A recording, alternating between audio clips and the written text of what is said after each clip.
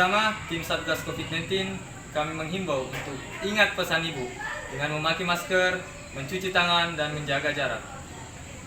Assalamualaikum warahmatullahi wabarakatuh. Salam sejahtera untuk kita semua. Perkenalkan, kami dari kelompok 2 Farmakogenomik dan Farmakogenetik kelas TIFA A 2017 dan kelas TIFA C 2018 mempersembahkan golongan obat anti diabetes.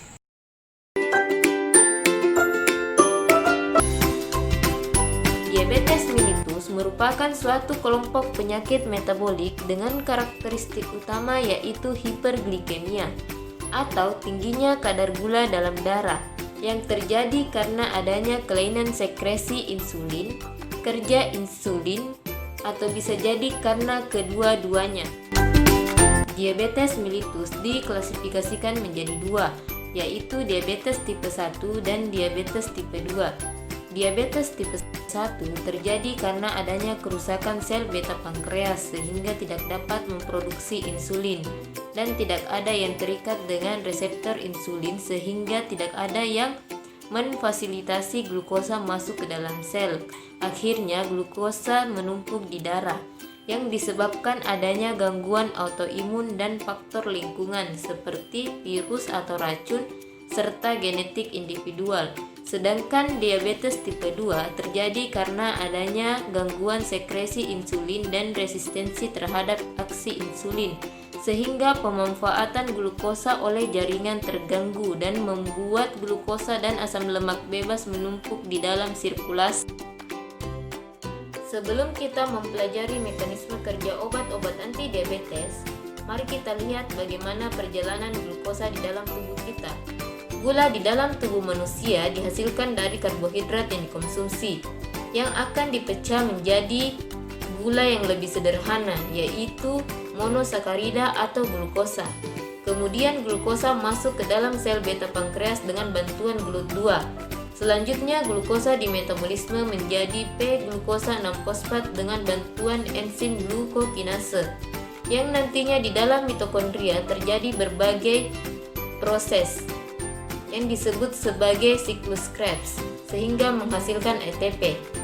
Kadar ATP pun meningkat, menyebabkan kanal kalium tertutup karena kanal kalium sensitif terhadap peningkatan kadar ATP, sehingga terjadi depolarisasi.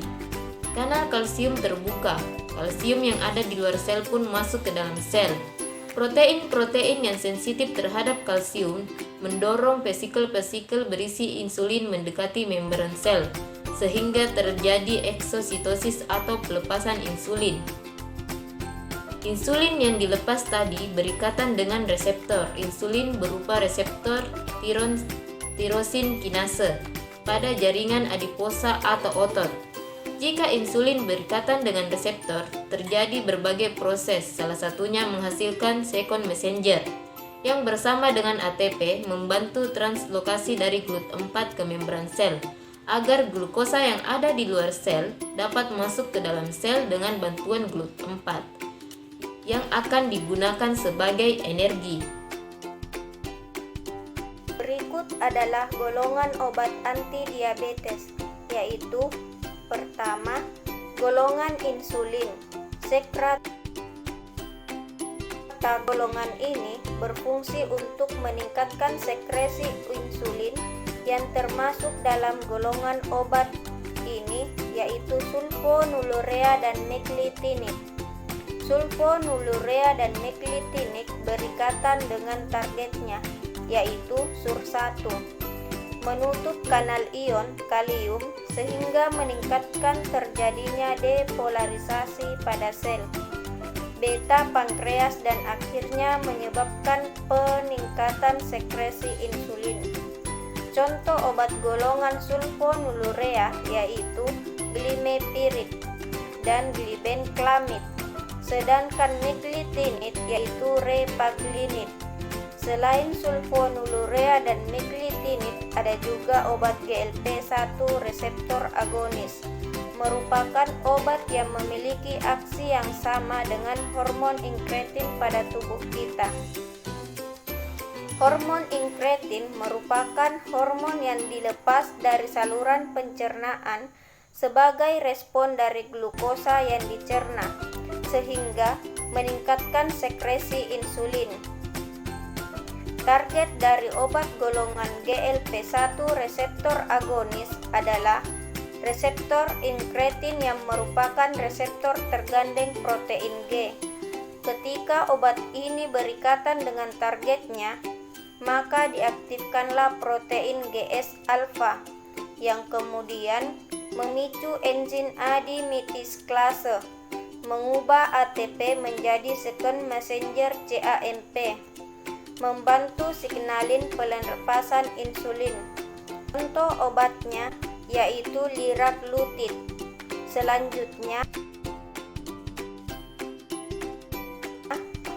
obat ini bekerja menghambat enzim DPP-4 inhibitor yang merupakan enzim pendegradasi hormon incretin GLP-1 dan GLP sehingga GLP-1 tidak didegradasi dan sekresi insulin meningkat. Contoh obatnya sitagliptin. Farmakogenetik dan farmakogenomik. Pertama, polimorfisme pada gen KCNJ11 berhubungan dengan perkembangan diabetes.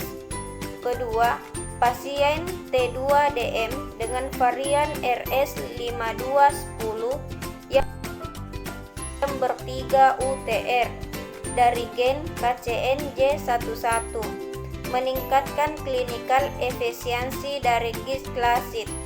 Pasien diabetes dengan varian gen KCNJ11 memberikan respon yang lebih baik terhadap terapi sulfonylurea dibandingkan terapi insulin. Kedua, alfa glukosidase inhibitor. Target dari golongan obat ini adalah enzim alfa glikosidase. Enzim alfa glikosidase merupakan enzim pencernaan pada dinding usus halus, bekerja memecah polisakarida menjadi monosakarida, kemudian akan diabsorpsi menyebabkan terjadinya peningkatan kadar gula darah. Alfa glukosidase inhibitor bekerja dengan menghambat enzim alfa glikosidase sehingga polisakarida tidak dipecah menjadi monosakarida agar tidak diabsorpsi yang kemudian menyebabkan terjadinya penurunan kadar gula darah. Contoh obatnya akarbose. Farmakogenetik alfa glukosidase inhibitor. Pertama, ketika terjadi mutasi pada gen yang mengkode enzim alfa glukosidase, kemungkinan dapat terjadi peningkatan atau penurunan afinitas dari obat terhadap targetnya, enzim alfa glukosidase, dan menyebabkan terganggunya afinitas obat. Kedua, menurut Amerika Diabetes Association 2002, SIG DKK 2016, gen-gen yang berperan belum dapat diidentifikasi. 3. Golongan obat thiazolindion. Target obat golongan thiazolindion adalah reseptor PPR gamma. Reseptor PPR gamma merupakan reseptor nuklear yang terdapat pada nukleus. Reseptor PPR gamma membentuk kompleks heterodiner dengan reseptor X-retinoid dan mengikat DNA secara spesifik, kemudian memulai transkripsi untuk menghasilkan protein-protein baru. Thiazolindion menurunkan kadar gula darah dengan cara berikatan dengan reseptor PPR gamma sehingga meningkatkan ekspresi dan translokasi dari GLUT4. Selain itu, thiazolindion juga meningkatkan aktivitas adiponektin dan menurunkan aktivitas resistin. Adiponektin adalah suatu adipositokin yang dihasilkan dari jaringan lemak, bekerja meningkatkan aksi insulin, sedangkan resistin adalah protein yang kaya akan asam amino berjenis sisteina yang disekresi oleh adiposit, bekerja meningkatkan resistensi insulin. Contoh obatnya pioglitazone. Farmakogenetik dan farmakogenomik. Banyak ditemukan single nukleotida polymorphism pada gen PPR gamma yang dapat mempengaruhi afinitas dan efektivitas obat golongan thiazolidinedion.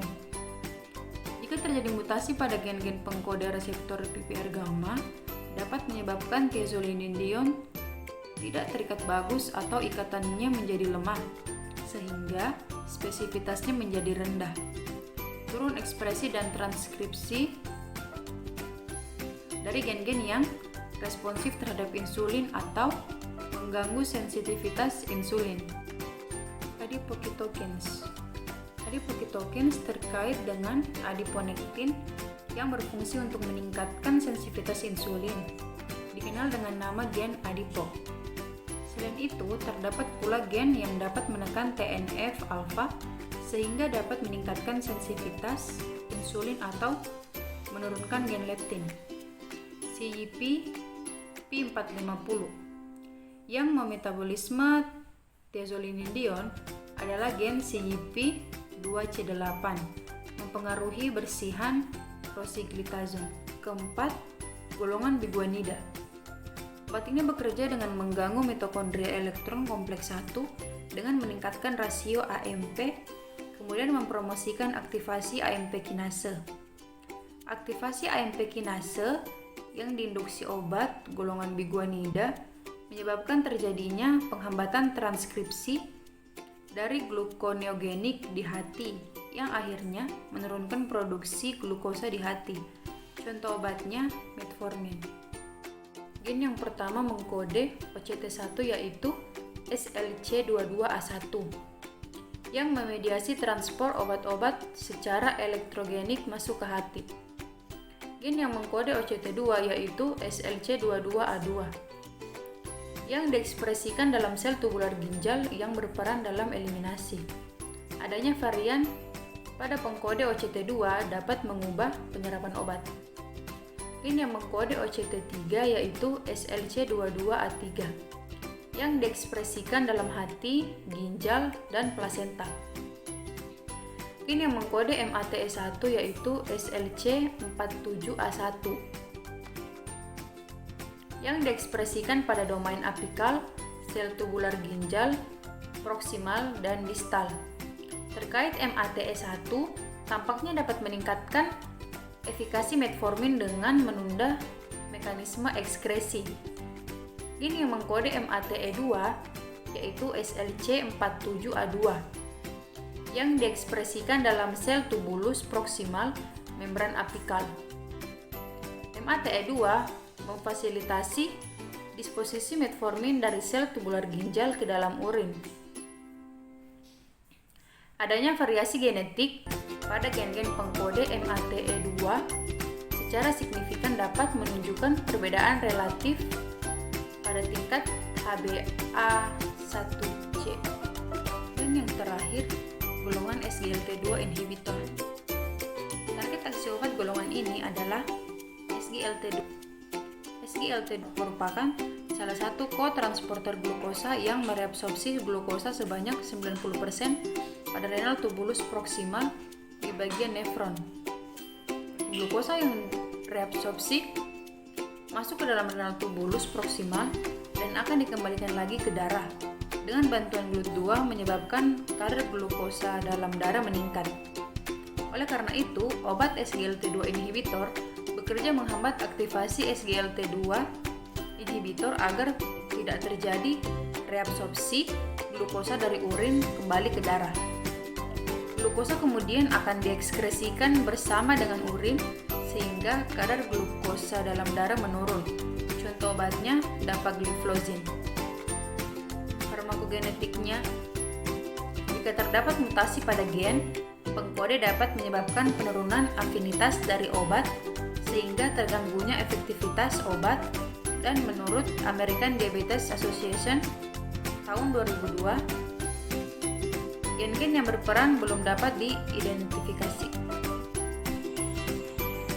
Demikianlah penjelasan singkat tentang golongan obat anti diabetes. Lebih dan kurangnya mohon dimaafkan. Terima kasih. Tetap jaga kesehatan.